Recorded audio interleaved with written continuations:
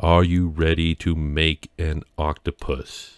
I'm not even going to be coy about it this time. We are going to make an octopus, and we're going to learn about the modifiers, and we're going to learn all kinds of cool stuff. So let's just jump right into it. First thing I want you to do is add a mesh cylinder, but don't click anything after you add that mesh cylinder. Now, you might have noticed down here in the lower left-hand view of the 3D view, every time we do pretty much anything, we get this little window pop up, and if you expand it, we have properties we can set. So this is pretty cool. Now, if you click, and I'm going to do this, you don't have to do this, but if you click off and select, deselect the cylinder and then select it again, those properties don't come back. We have one chance to set them, and that was it. So I'm going to have to delete my cylinder, re-add my cylinder, and now I get those properties, and I can fiddle with them. But once you select off, that's it. Now, you can actually just click and type in values here. And I said we're making an octopus, so let's start with 8. And you notice how our cylinder becomes a lot more facety.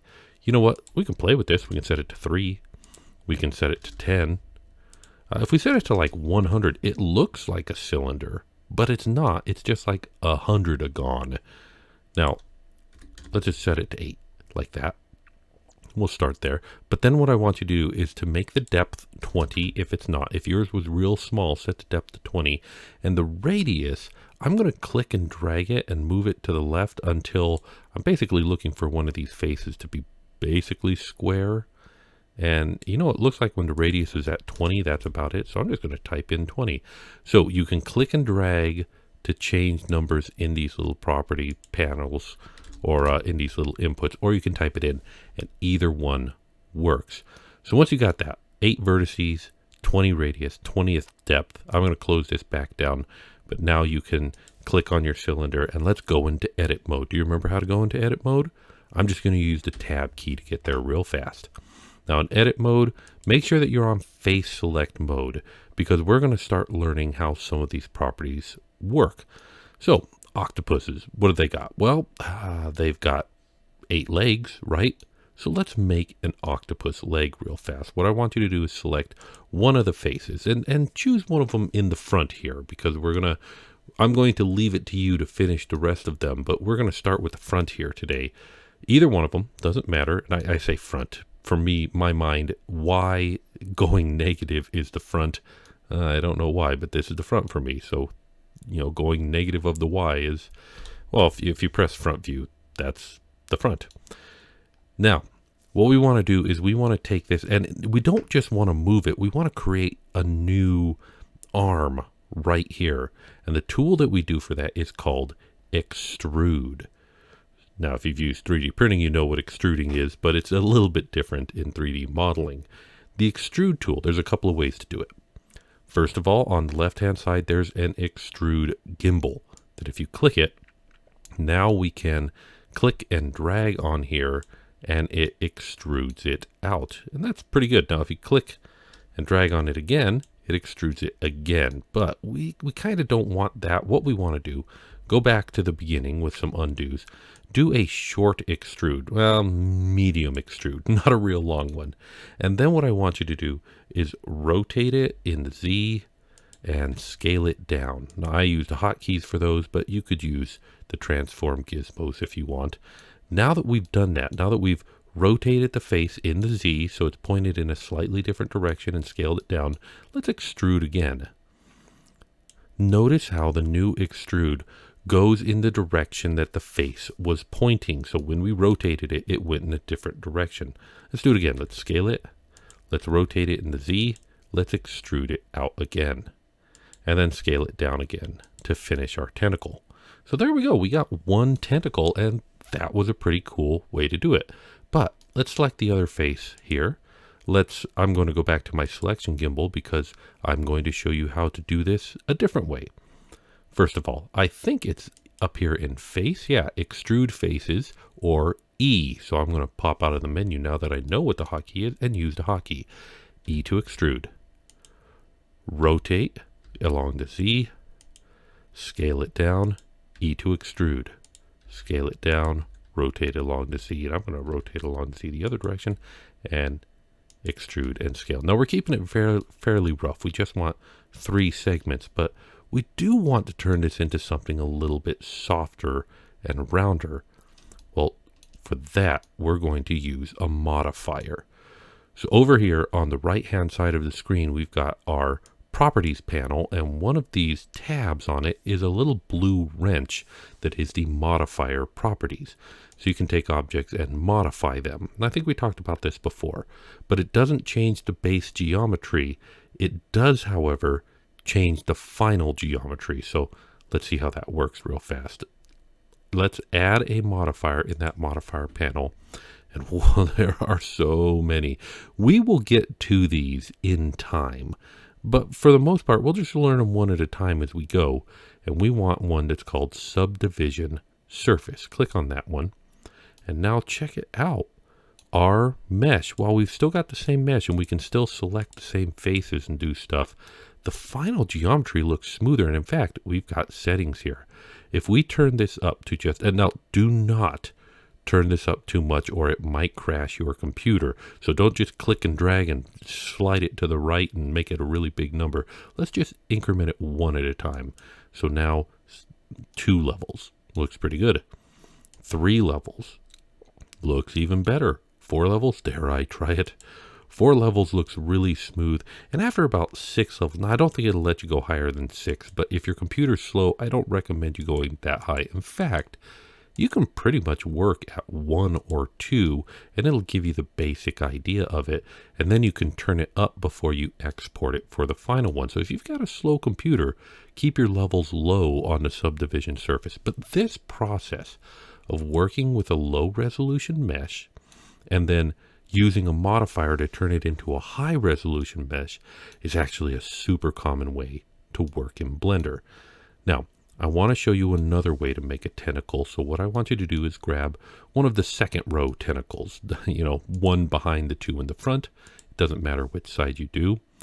And what I want you to do is extrude it out, but extrude it out the full length of the tentacle. So don't do little bit, little bit, little bit. Extrude and give it a nice long tentacle and then shrink it down. But this is a boring tentacle. It doesn't do anything interesting. So what we need to do is we need to maybe like add some loops in the middle that we can move around, and for that we have a tool called Loop Cut. Now there's a gizmo for Loop Cut. It's right here on the left hand side. It's called Loop Cut, and if you click it, you can move over, and if you just move your mouse to the edge of something, now notice it does some really cool things. It'll put a loop cut. It'll try and trace all the way around your object, but we want it on the tentacle. So move it to the edge, one of the edges of the tentacle, and click. Now we're going to open up the properties panel on this because we don't just want 1 loop cut, we want 2. So open up the properties and increase that to 2. Now we've got 2 tentacle loops, and I'm going to move those. I'm just going to do a little move, but I'm going to constrain it to the Z or Shift Z, and boom, we have got our tentacle nice and placed. And that was pretty easy, wasn't it? Now let me show you how you do this. I'm going to select the select gizmo, and I'm going to select the other face on the other side. No, got to go back to face select mode. Doing loop cut puts you in edge select mode. So back to face select mode. I'm going to grab the other face. I'm going to hit E to extrude it out. I'm going to close that down for now. I'm going to scale it down. And then, watch this, Control R. I believe it's actually under edge here. Not edge. Let's see, loop cut. Yeah, there it is. It should be here. I'll find it later because I know it in my head. It's Control R. Control R is for loop cut. I don't know why R doesn't make any sense. But notice now we got loop cut selected. However, like with the move and everything, we got to click and then set it in place. But don't do that yet. Move your mouse wheel up. And now we get the 2. In fact, we can move it up and get 3, 4, 5, 6, as many as we want. Well, we only want 2. Keep it simple. So 2 loop cuts, click, and then now we can slide the loop cuts up and down, but I don't want to move them. So I'm going to just right mouse click to just kind of break out of the loop cut where we are in the middle. And now I'm going to hit G and move them around the other direction. And there we go. We've got another simple way to make tentacles. So there we've made a couple of tentacles, and we've learned about extruding, and we've learned about extrude and rotate, and we've learned about loop cutting. Loop cutting adds geometry there. Now we have 4 other tentacles that we need to make, but we're going to make those, you're going to make those afterwards, because I want to work on the top. So let's go back to face select mode. Let's select the top of the cylinder. And I'm going to move to the side view to do this. Let's just do an extrude it up. Okay. I'm going to rotate him and scale it down just a little bit and then move it to the back here. Now you might think, well, that looks absolutely terrible. And it does. Actually, it looks more like a squid right now. But we're going to go back and do a loop cut in the middle. In fact, I might do 2 loop cuts. And there we go. And then I'm going to scale them up, but just into Shift Z. You know, I'm not in love with that one. So what I want to do is I want to just grab one of these loop cuts. Well, how do we just select one of the loop cuts? Well, what we could do is we could go to edge mode and we could select these edges all the way around. Sure, we could go to vertex or edge select and just do that by hand while holding down Shift. That's a pain in the neck. Deselect everything. Alt A to deselect. What I want you to do is in either face select or edge select or vertex select mode, either one of these modes doesn't matter. I'm going to do it in vertex select mode just for fun. Remember, I'm switching between those with the 1, 2, and 3 key on my keyboard. But in vertex select mode, hold down the Alt key and then click on any of these edges. And it will try and trace all the way around that edge. So I just selected the one edge. So that's a pretty neat trick. Now I'm going to scale that up. And now I'm going to hit Alt and select the other edge. And I'm going to scale it up too. And now I can select those edges all at once and quickly without selecting anything else. But I don't have to select them all individually. So that's pretty cool. Okay, now I got to warn you. We are going to make a derpy octopus here because we're going to make eyes in 2 different ways. If you don't want your octopus to be derpy, you might want to save right now so that after we do the eyes, you can pick your favorite method and do both the eyes the same way. But my octopus is gonna be derpy. So here we go. In face select mode, select the face on either side of the front of the octopus. Doesn't matter which side. I'm choosing the octopus is left and my right. And what I want to do is I want to kind of put an eyeball right here in the middle of this face. So what I really need to do is I need to kind of add geometry in the middle here. And well, here's one way to do it. We could use something called inset. Now there's an inset gimbal right here on the side. It's called inset faces. And you can click it and click and drag. And we can do an inset just like that. That's pretty cool. Now with that inset done, I'm going to G and Shift Z and move it out so it kind of bugs out just a little bit. I'm going to select the select gizmo so that I can show you another way to do inset. I believe it's here on face, inset faces, it's eye. Okay, cool. Eye, inset, and then move your mouse and then click to finish the inset. And then I'm going to finish this off with an extrude, but move it backwards for the extrude. And there we've got one octopus eye. So that's one way that we could do it. The inset tool, we've done an eye with inset. Now on this other eye, on the other side over here, we're going to use a different tool. Now this tool is called the knife tool. And do I see it on the gizmos? I don't know where the gizmo is for the knife tool. Oh, there it is. It's the knife. It's the knife gizmo. It's right here. So knife right here. Okay. And what I want to do is I move my mouse to, well, I probably want to be in edge select mode because knife tool doesn't work that way. But I can move my mouse to, well, just the edge. And once you click, you've started the knife tool.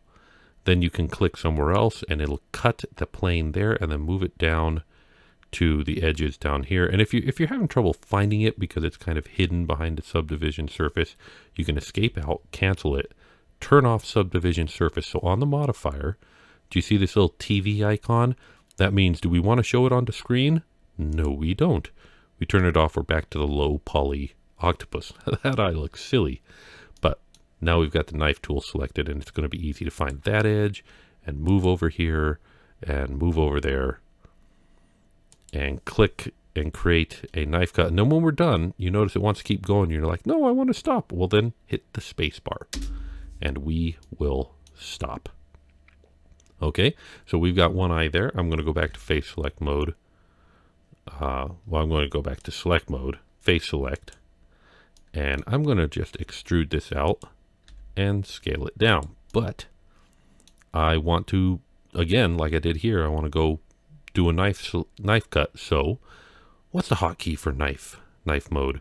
Let me see, does the knife gimbal have it? Oh, it does. K. Look at that. There it is, K.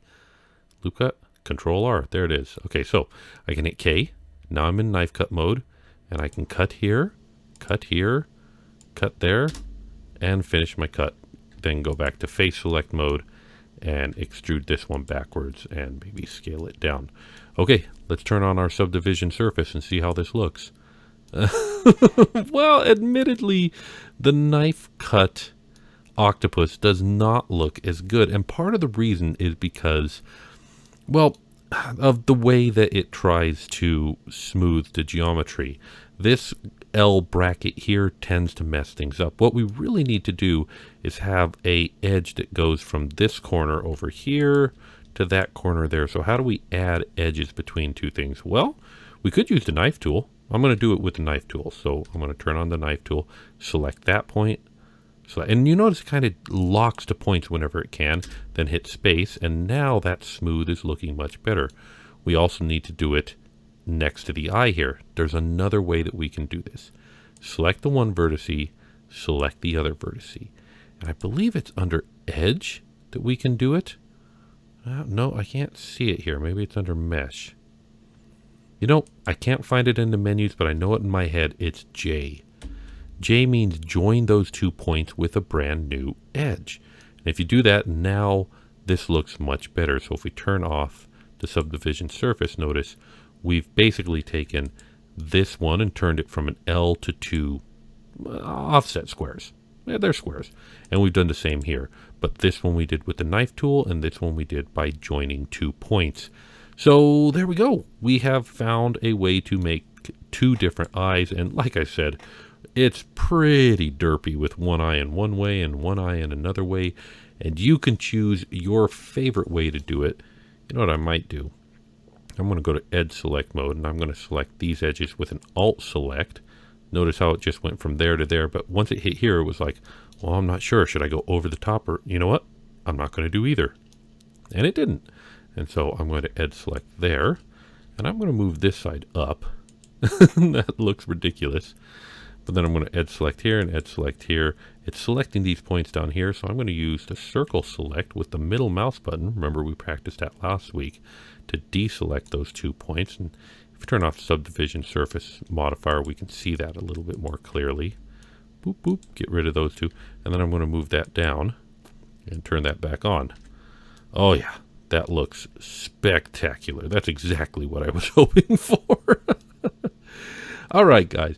That is the beginning of a pretty good octopus. Now you've got 4 more legs that we need to do, but I'm going to pretend that we're all done and we want to make this suitable for 3D printing. Now, if we exit edit mode and look at it and try and think, well, what would happen if we 3D printed this? Where's going to be the biggest problem? Well, for me, for the way that I model, this bottom not being flat is not going to work. Now, if you didn't constrain your movements to the XY plane, your tentacles might be going too high or too low. And you know what? There's nothing wrong with that. In fact, you know what? I'm going to go into edit mode real fast, and I'm going to move these tentacles up just a little bit. In fact, I might even rotate them just a little bit so that they're like that. And I'm going to use loop cut select to do that. I'm going to make this, I don't know, he's waving at people. All right. There we go. So I'm going to make a tentacle that goes up. And I wanted to do that so that you guys would know that it's okay if the tentacles go up and down, but we still need a flat bottom.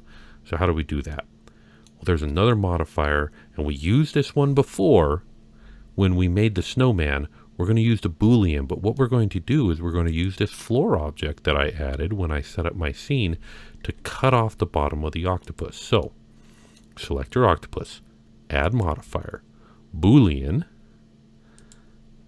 and then, yep, we're on difference.